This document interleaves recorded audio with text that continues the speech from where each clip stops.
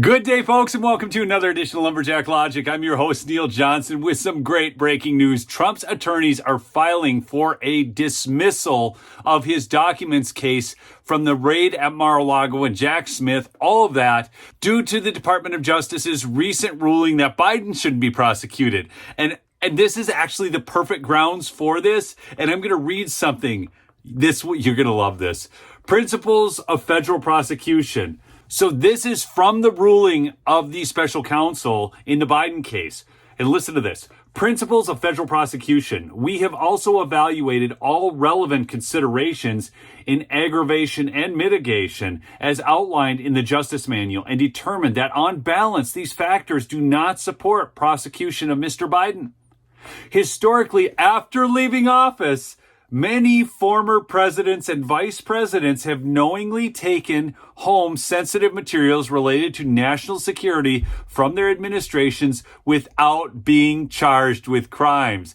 Now, what's really wild about this is some of this wasn't even for president or vice president, but all the way back to his time in the Senate. Okay, this historical record is important context for judging whether and why to charge a former vice president and former president, as Mr. Biden would be when susceptible to prosecution for similar actions taken by several of his predecessors. With one exception, there is no record of the Department of Justice prosecuting a former president or vice president for mishandling classified documents from his own administration. The exception is former President Trump. It is not our role to assess the criminal charges pending against Mr. Trump, but several material distinctions between Mr. Trump's case and Mr. Biden's are clear. And you have to understand that Biden's ghostwriter deleted his files after special counsel was appointed, but he won't be charged with the destruction of evidence.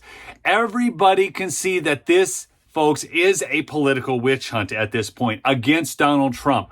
Donald Trump has the strongest case to now ask for a dismissal from Judge Eileen Cannon. Now, all the delays and everything that's going on, I am going to tell you very clearly that Donald Trump is number one going to be on the ballot. You saw that from the Supreme Court yesterday and the questions that they asked. You have to it's a bridge too far. You don't just remove. They know what that would do to the country, and I don't think they want to be a part of it.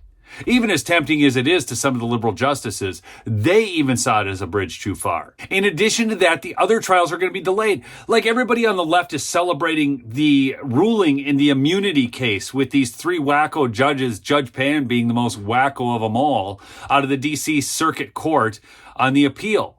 Well, it's getting appealed to the Supreme Court, which means that then that will cause further delays. None of these trials will be decided. Fani Willis's case is going nowhere now because of all of her romantic flings with the person working in her office and the money that was then embezzled out and then funneled back to her so she could take these lavish cruises.